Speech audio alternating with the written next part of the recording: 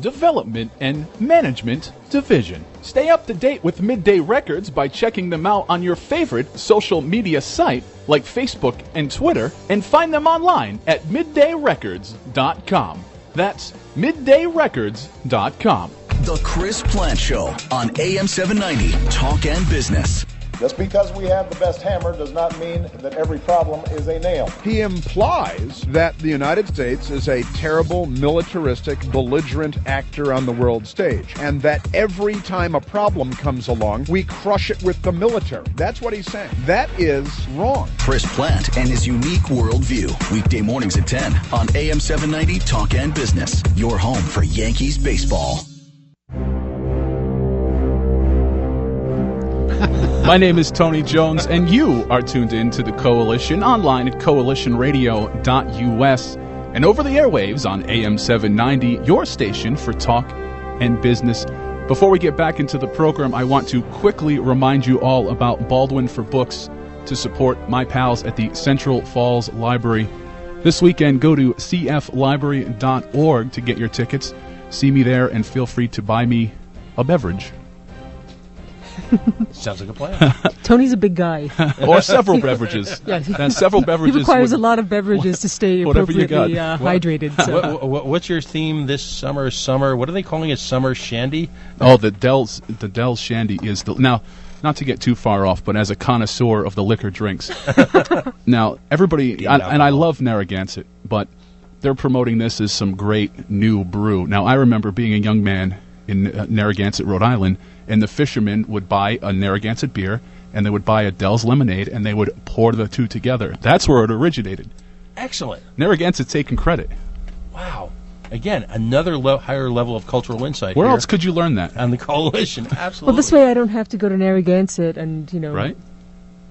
Get my hands dirty. I can just pop open a can. I expected it to be vile, and it was not vile. Yeah. So I guess that's a plus. The craft brew revolution is upon us. Well, this week we are privileged to have our first, what I'll call, repeat offender. Our guest, Mr. Ray Rickman, was one of our original guests back when we were on podcast number 4. Mr. Rickman was on. Podcast number 4. Mr. Rickman spent an hour with us last year. I don't think he was nearly as offensive as you were. So, despite all of that, he has chosen to return, for which we are incredibly grateful and somewhat astonished. Thank you very much. Because the high level of conversation. Welcome back to the show. I would be remiss. I mean, we have a lot of politics to talk about tonight, but I would be remiss, given the events of this week, not to discuss the passing of Dr. Maya Angelou with you. Mm-hmm. For a lot of Americans who come from, I'll call it the white suburban background, Dr. Angelou was certainly a voice. You know, her pronounced, lilting pronunciation, her elegant presentation, her wonderful poetry. But for a lot of folks, poetry is something that they don't really immerse themselves in. And yet, as is so tragic and so common after the fact, when someone passes, you begin to really get a sense of what they meant to a community, to an organization, to a movement, and you almost learn too late just how much that person meant in so many different ways. Mm-hmm. I was wondering if you could reflect your own personal experiences and what she meant to the civil rights movement. Give us a sense of all of it. Well, let me counter you a little bit. My guess is there are 10 million people, lots of women of all races, and millions and millions of African Americans who know Maya Angelou deeply, who can recite her poetry. She has 3 or 4 poems that are just beyond. I mean, they're just. I think they're women's poems, and I have them memorized, and I have to be careful where I recite them because you're supposed to sway your hips, and I'm not that good at that. And then, of course, she was at President Clinton's inauguration, and second, after, of course, Robert Frost, second only, poetry in history to be at inauguration. So, you get to talk to 86 million people. So she's a force, and has been for 40 years. Now, we were, I told you I had something cute and interesting. Sometimes at death there isn't this little moment, but I had a chance to talk to Ed Acorn on Friday and ask him why they hadn't given Maya Angelou more coverage, and he said there trying to be a local paper, and it was very interesting.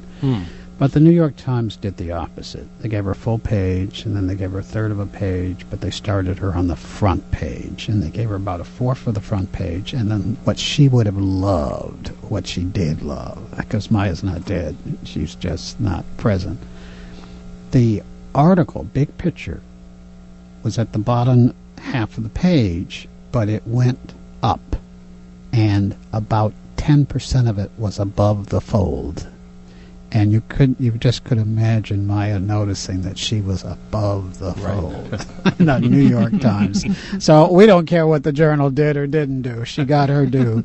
Very sad, and a lot of people knew it was coming. You know, we'd seen her at PPAC 4 years ago, and it's awful when someone is old, and someone old who's Maya Angelou. It's very awful. Now, I have very personal experience because Rob Dimmick and I brought her to Providence, Hope High School, 1,100 people, every seat taken, only $4 a ticket. We used to do this stuff and not have enough sense to make any money because we were trying to share the person with the community. And not only did she do that, she then came down to our bookstore. We used to be in the arcade. We paid her $7,500, and she came down to the arcade after her lecture and spent $5,000. You know, and we didn't make any money off the lecture. I think we spent $7,500 and made $71, and then she gave us another $5,100 because she bought African American books from us. And then she called the next day, and she said, "I'm having breakfast. Would you like to join me?" Wow. And we ran down to the Biltmore. I think we didn't run. We parked the car illegally someplace and went in and had breakfast with her for about 65 minutes. I can remember, it's in my journal. And so you talk about an experience, being able to spend, just two people sitting across from Maya Angelou, never to be forgotten, ever. But you talk about a life and all that she did. And, you know, at one point she worked for Dr. King, and she was advisor, writer, friend of Malcolm X, and the list goes on and on and on. Personality.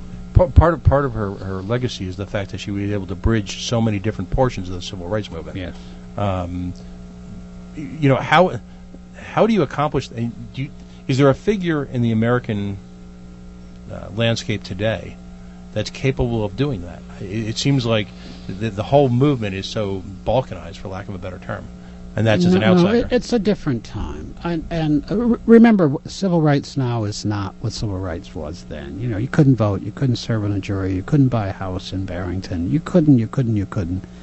Now you can do all those things, but we have an economic problem, as most of the population does, by the way, being underpaid, underappreciated, undertrained, underschooled. This still affects people of color more than it affects most white folks, but I'd say 75% of the nation has a civil rights problem, and that's lack of access. Right. So it's a different time. Interesting. Would her literature, do you think enough due is given to her in schools now in terms of her literary I legacy? Know Why the Caged Bird Sings, yes. I believe it sold 7 million copies. Right. So it's being taught, both in college it's part of the and high canon school. now. Yeah, There isn't much that does that, and think about John Updike, fabulous writer. He's taught in no high school in America that I know of. So Maya's gotten ahead of John Updike. She did quite well in this life. Right. And and again, we want to stress up from poverty, up from problems. Every place I go, I urge people to read I Know Why the Caged Bird Sings. It sounds like Maya's autobiography. It's the biography of half the black race in America. Wow. Outstanding. Next time you're here, you share some poetry with us? Yes, but okay. I'll take County Cullen, maybe. I'll take care of the hip swinging part, and then Mr. Rickman can just recite. We have to take a quick break. We're about halfway through the show right here on the Coalition, online at coalitionradio.us, and over the airwaves on AM 790, your station for talk and business. He distracted you, Dad.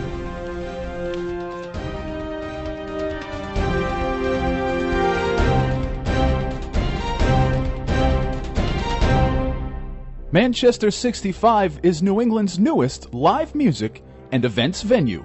If you're not completely enjoying your current live music experience, there is another option. Manchester 65 is large enough to support touring acts, yet small enough for that local feel. For upcoming events, go to manchester65.com. Make it your place. manchester65.com. Hi, this is Jerry at Auto Rust Tech. 30 years ago, I created a custom body shop that specializes in repairing cars and trucks with rust damage so people could get extended life from their vehicles. Typical work going on at Auto Rust Tech might be Mike welding up frames and floors for state inspections and fixing a shock mount that busted off, Herman's rebuilding a classic muscle car with new body panels, and Peter's repairing a front engine support that rusted away and restoring a Toyota Corolla so it can pass state inspections and be made safe again. Up front, Carrie is welding up a Mopar frame kit, and Tito sandblasts and undercoats an old Ford pickup and rust-proofs a new car. Auto Rust Tech has a highly skilled workforce that can make your car or truck safe again and guarantee it for years. Call us at our crazy phone number, 944-4444, or visit our website at autorust.com. Free estimates are done Monday through Saturday, 8 till noon at 275 Niantic Avenue in Cranston, Rhode Island. That's Auto Rust Tech, 944-4444. Try to forget that phone number. Use your unique talent to help end hunger. The One of 52 Hunger Network is a grassroots movement that allows you, as an individual, to have a major impact on ending hunger. No fees, only action in just 1 week a year. Join this Strength in Numbers network at oneof52.net. Do you have an upcoming party, gathering, or social event? Want experienced mobile sound entertainment? Then contact DJ Psycho Eddie. Having worked with several local and national acts, as well as charities, nonprofits, and the area's best live event venues, DJ Psycho Eddie can get the party started and keep it going. Contact DJ Psycho Eddie today at 401-338-0787 for a free consultation, or look for DJ Psycho Eddie on Facebook.